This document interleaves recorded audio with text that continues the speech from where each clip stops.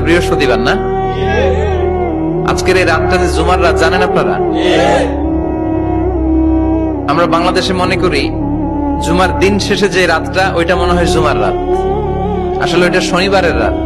ইয়াউমুস সাবত, ইয়াউমুস সাবত, ইয়াউমুল আহাদ, ইয়াউমুল ইসনাইন, ইয়াউমুল সুলাসা, ইয়াউমুল আরবিআ, ইয়াউমুল খামিস, ইয়াউমুল জুমআ। এই হচ্ছে 7 দিনের আরবি নাম।